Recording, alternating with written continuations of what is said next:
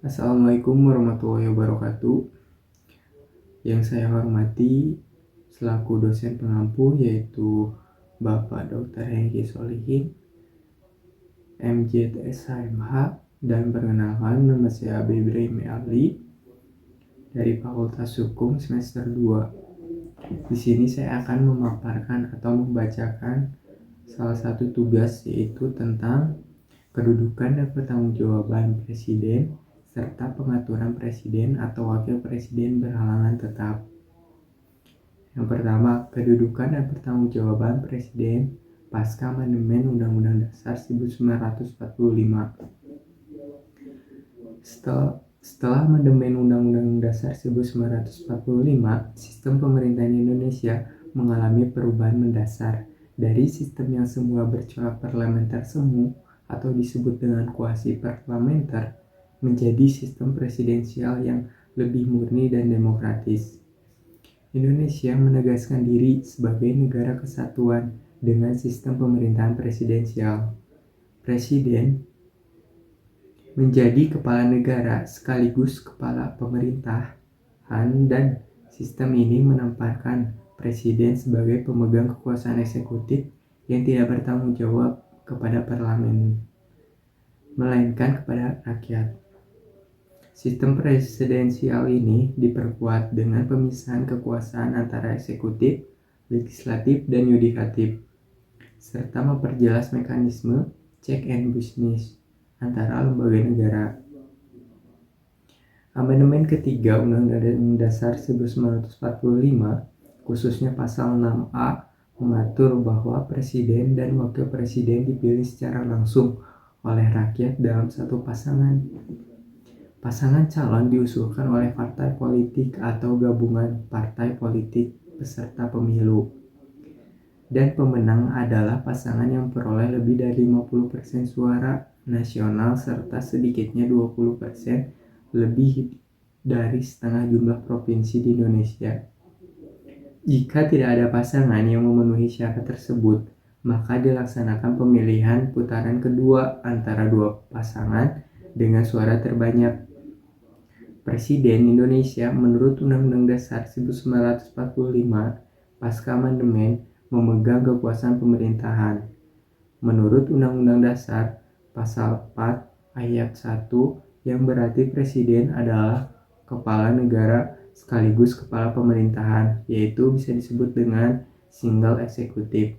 Nah, dalam sistem presidensial, kekuasaan eksekutif berada di tangan presiden yang terpisah dari kekuasaan legislatif, yaitu DPR dan DPD, serta yudikatif, MA, MK, dan KY. Nah, pemisahan kekuasaan ini bertujuan untuk mencegah terjadinya pemusutan kekuasaan dan memastikan adanya mekanisme pengawasan antar lembaga negara. Sebelum amandemen, MPR merupakan lembaga tertinggi negara yang berwenang mengangkat dan memberhentikan presiden. Namun, setelah amandemen, MPR tidak lagi menjadi lembaga tertinggi negara, melainkan setara dengan lembaga negara lainnya.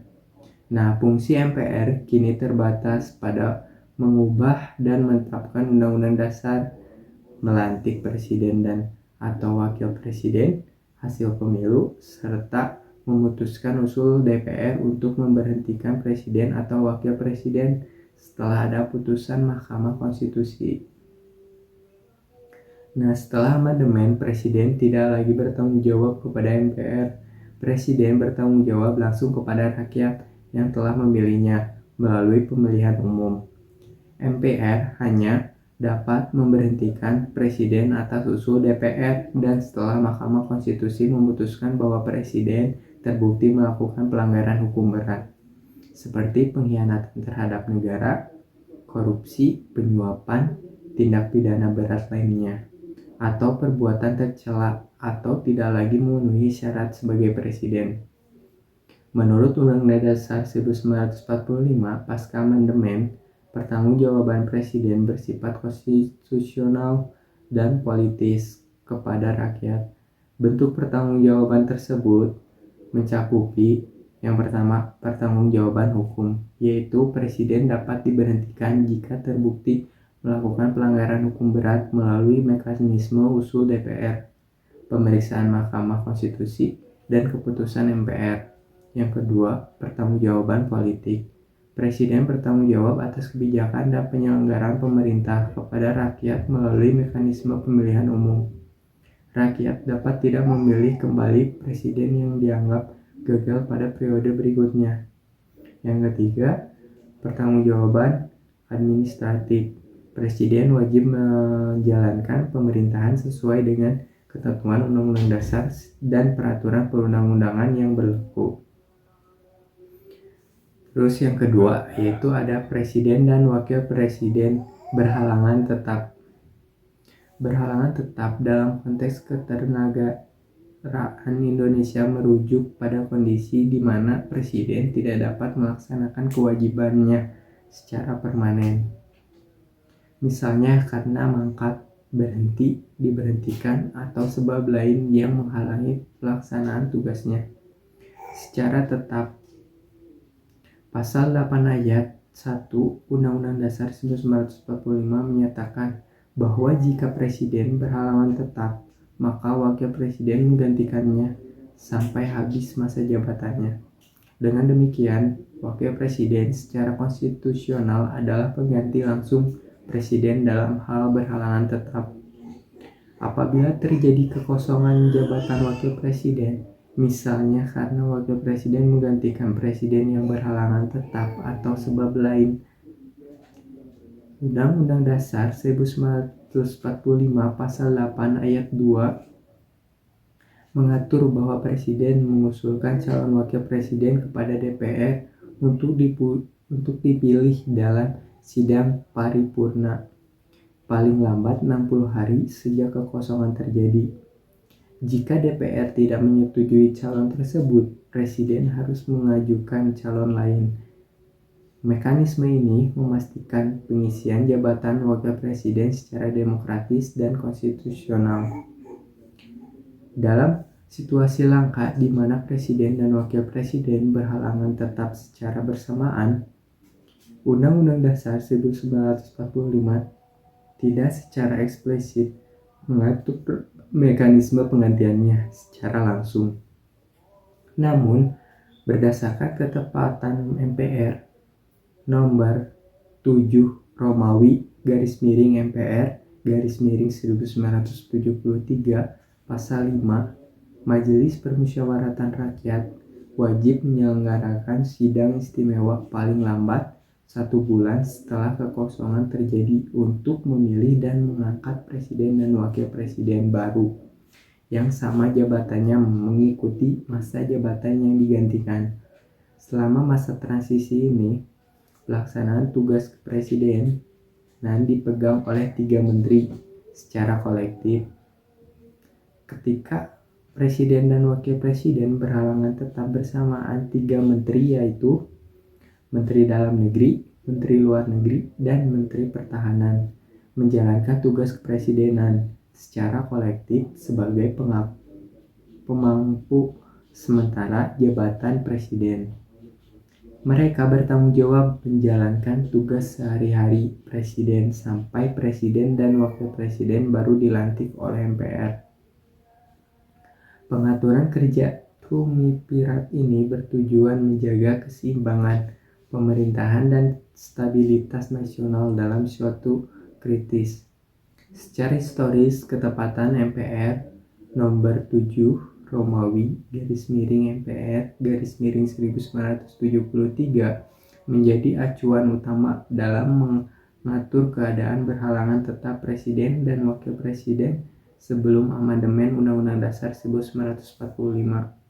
Ketetapan ini menegaskan bahwa wakil presiden menggantikan presiden jika berhalangan tetap, dan jika keduanya berhalangan tetap, MPR wajib mengadakan sidang istimewa untuk memilih pengganti. Ketentuan ini juga mengamatkan peran triumvirat menteri sebagai pelaksana tugas kepresidenan sementara setelah amandemen Undang-Undang Dasar 1945. Prinsip-prinsip ini tetap berlaku meskipun dengan penyesuaian mekanisme pemilihan dan pelaksanaan tugas sesuai dengan sistem presidensial yang lebih kuat dan pemilihan langsung presiden dan wakil presiden oleh rakyat. Mungkin segitu saja dari saya. Mohon maaf bila ada salah kata atau salah pengucapan. Sekian dari saya. Wassalamualaikum warahmatullahi wabarakatuh. Assalamualaikum warahmatullahi wabarakatuh. Perkenalkan, nama saya Isnurasana. Di sini saya akan memaparkan rangkuman tentang kedudukan dan pertanggungjawaban presiden serta pengaturan presiden dan wakil presiden berhalangan tetap pada mata kuliah pengantar hukum tata negara. Yang pertama ada tentang kedudukan dan pertanggungjawaban presiden dalam sistem pemerintahan Indonesia pasca amandemen Undang-Undang 1945. Setelah melakukan 4 kali amandemen Undang-Undang 1945, pada sistem pemerintahan Indonesia mengalami pergeseran menuju model presidensial. Salah satu perubahan mendasar adalah pemilihan presiden dan wakil presiden yang kini dilakukan secara langsung oleh rakyat sebagaimana diatur dalam pasal 6A ayat 1 Undang-Undang 1945. Hal ini memberikan legitimasi langsung kepada presiden dari rakyat, bukan dari MPR seperti sebelumnya. Presiden juga memegang peran ganda sebagai kepala negara dan kepala pemerintahan. Ia memimpin jalannya pemerintahan dan mewakili negara secara resmi, dibantu oleh wakil presiden dan para menterinya. Sejalan dengan itu, prinsip pemisahan kekuasaan ditegaskan dalam struktur ketatanegaraan. Eksekutif, legislatif, dan yudikatif berjalan secara independen, namun saling mengawasi dan semangat check and balance-nya. Amandemen juga mengubah kedudukan MPR. MPR tidak lagi menjadi lembaga tertinggi negara dan tidak lagi memiliki wewenang politik untuk memberhentikan presiden secara sewenang-wenang. Fungsi MPR terbatas pada pelantikan serta pemberhentian presiden dalam kondisi tertentu yang dilakukan secara hukum. Presiden kini bertanggung jawab kepada konstitusi dan rakyat, bukan lagi secara politis kepada MPR. Pertanggungjawaban presiden meliputi 3 aspek: hukum, konstitusional, dan politik demokrasi. Prosedur pemberhentian presiden pun harus melalui mekanisme ketat, mulai dari DPR, diuji oleh Mahkamah Konstitusi, dan diputuskan oleh MPR. Dengan demikian, perubahan ini memperkuat posisi presiden dalam sistem pemerintahan, namun tetap dalam batasan hukum dan konstitusi, mencerminkan semangat reformasi menuju tata kelola negara yang demokratis dan akuntabel. Lalu yang kedua ada tentang presiden dan wakil presiden berhalangan tetap menurut Undang-Undang 1945. Dalam sistem ketatanegaraan Indonesia, istilah berhalangan tetap menjadi penting untuk menjadi kesinambungan pemerintahan. Meskipun Undang-Undang 1945 tidak memberikan definisi eksplisit, istilah ini umumnya dipahami sebagai kondisi ketika presiden atau wakil presiden tidak dapat lagi menjalankan tugasnya secara permanen, seperti karena meninggal dunia, sakit parah, atau diberhentikan melalui mekanisme hukum. Mahkamah Konstitusi juga menekankan aspek hukum dan konstitusi dalam penafsirannya. Sementara MPR cenderung melihat dari sisi praktis dan politis. Jika presiden berhalangan tetap, wakil presiden otomatis menggantikannya hingga akhir masa jabatannya, sesuai pada pasal 8 ayat 1 Undang-Undang 1945 dan ditegaskan oleh putusan Mahkamah Konstitusi nomor 27/PPU PUU strip 7 Romawi strip 2009. Sementara itu, jika terjadi kekosongan pada jabatan wakil presiden, presiden dapat mengusulkan 2 calon kepada DPR, yang kemudian memilih satu di antaranya melalui votingan. Dalam situasi lebih kompleks, ketika presiden dan wakil presiden berhalangan, tetap secara bersamaan, Pasal 8 ayat 3 Undang-Undang 1945 menetapkan bahwa 3 menteri, yakni Menteri Dalam Negeri, Menteri Luar Negeri, dan Menteri Pertahanan, bertindak sebagai pelaksana tugas secara kolektif. Mereka menjalankan pemerintahan secara sementara sampai MPR memilih presiden dan wakil presiden baru dalam waktu maksimal 30 hari. Calon yang diusulkan harus berasal dari partai atau gabungan partai pengusung pemilu sebelumnya.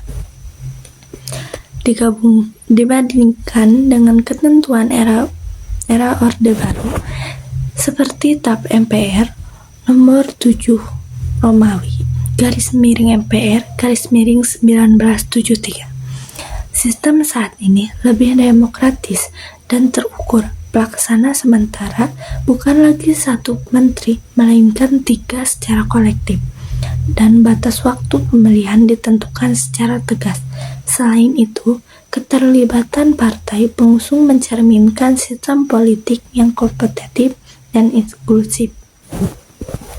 Melalui pengaturan ini, Undang-Undang 1945 memberikan kerangka hukum yang jelas dan demokratis untuk menjamin keberlangsungan pemerintahan dalam situasi darurat tanpa mengorbankan legitimasi konstitusional.